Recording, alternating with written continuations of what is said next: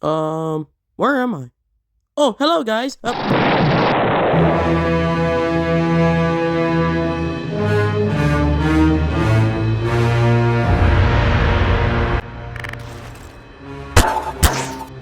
Well, that's a great way to start a video. Godzilla, one of cinema's most iconic lizard right here. Really has like gone to glow up with this movie, especially when it first released with its amazing scores right here, which is crazy. 100% on tomato meter, like that's just, we have never gotten that from Godzilla films.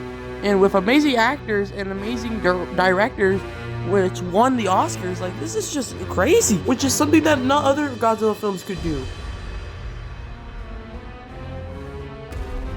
Our big lizard really had to change throughout this movie, especially with the whole return of Godzillasaurus. Like that is just insane with this movie. Like I really love how they brought back Godzillasaurus into the big screen again, ever since Heisei era, which that being from the movie Godzilla vs. King Ghidorah, which is really awesome to bring back because like Toho really knows how to bring back their characters into the biggest screen of all time, with even Godzilla Minus One even ranking up new viewers that are not even a fan of Godzilla.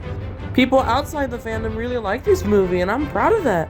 And Godzilla being a villain is way more terrifying, making me actually care about these human characters, amazing actors by the way, and they literally showed like fear and literal like terror of how Godzilla can be this terrifying.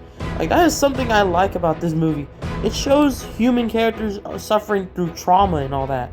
Especially that atomic breath scene. Like, my god, I love how, like, the spikes or, like, the dorsal plates come out and then, like crush them inside, like, a literal cannon. Like, that is really cool. And, like, the whole, like, nuclear radiation is just coming out of his, like, mouth and all that.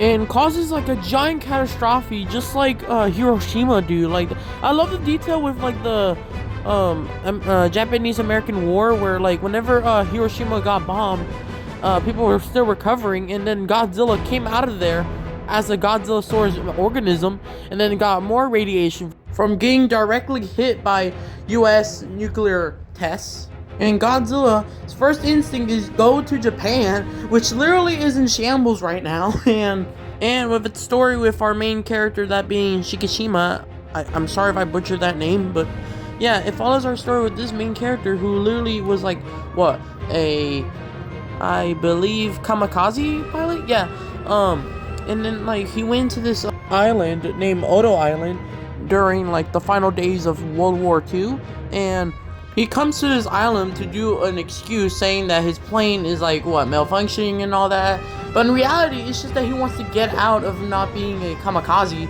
And is terrified that he might, like, what, let everyone down with him, like, being, like, this scaredy cat guy.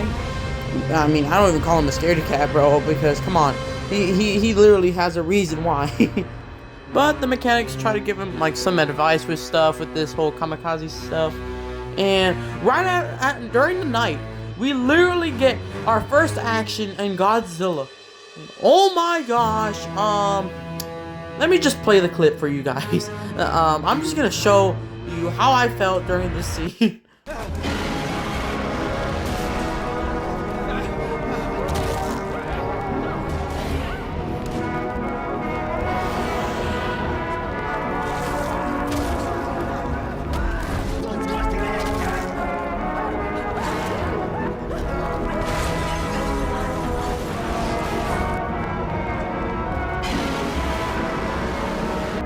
Yeah, our boy Shikishima really experienced some trauma. And what's even crazier is that Godzillasaurus didn't even kill the man. It literally killed for sport. And oh, doesn't that sound familiar to you, huh? Yeah, Jurassic World Indominus Rex, dude. I literally caught that reference instantly as soon as, like, what, the aftermath happened? But continuing on, we get to see our character, Shikishima, go back to his homeland and find it in shambles. And it turns out his parents are dead. No surprise there, because they died from the air raids, and I just feel so bad for this character now. He's losing so much on his mental state, dude. I'm surprised he's not going crazy that much. And then we get introduced to Noriko. Shikishima falls in love with her, and Shikishima has a adoptive daughter and good work buddies. Turns out Noriko had the baby from a dying mother.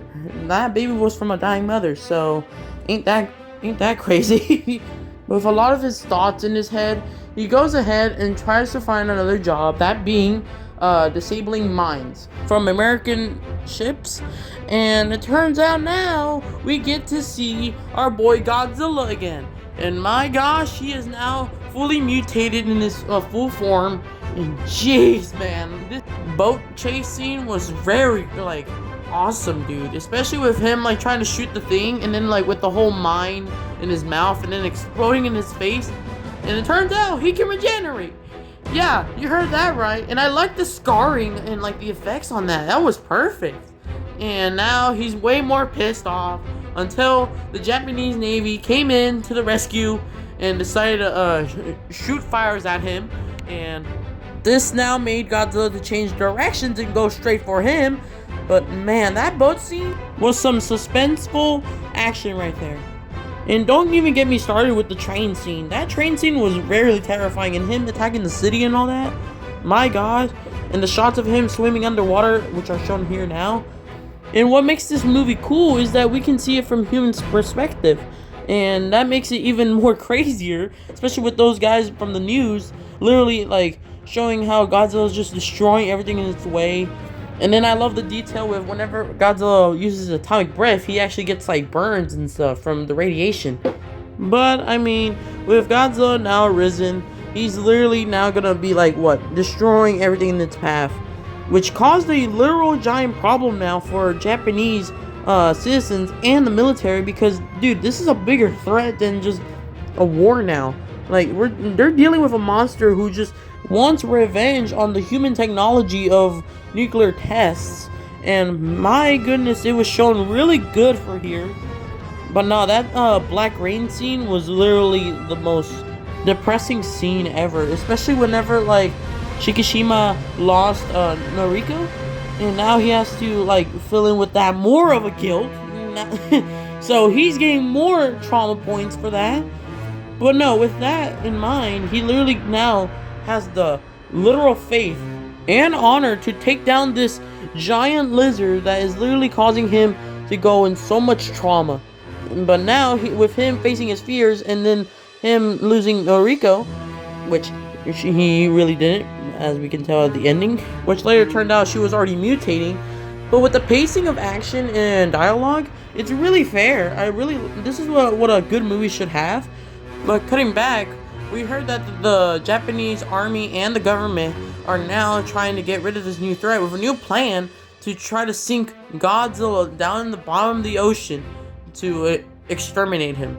And then our fellow Shikishima comes in as the kamikaze and goes flying straight into his mouth and blocking the entrance for the atomic breath, in which it literally exploded inside his own body, causing him to now just get shambled into pieces. And that is a really good way to kill Godzilla, because now the director went for a different approach. Instead of the oxygen destroyer, he went for more of a strategy and creative tactics on how to kill Godzilla.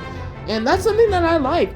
And it felt more something similar like GMK, which is one of the most likable Godzilla villains in the franchise, in the fandom. And that's really good. Like, this movie in general was just top tier best. And another thing that I like about this movie is that it shows the importance of family and taking the responsibility and showing sacrifices that have to be made to achieve, like, some certain goal. And here in Godzilla Minus One, it showed that it's so good. Especially whenever, like, when the human characters are developing something with their, loved ones and all that.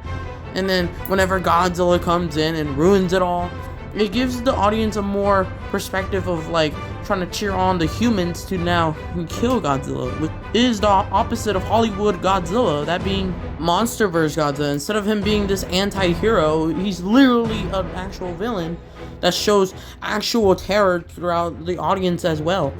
Like, that is something that this Godzilla film will never be taken out from first place.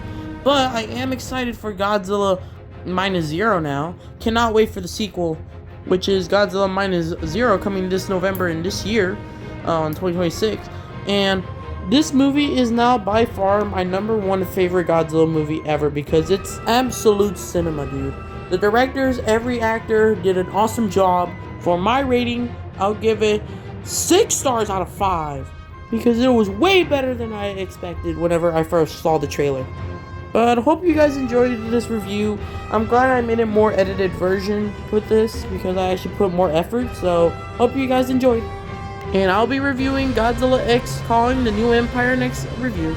Bye-bye. A bonus thing that I like about this is the music. The music is so big.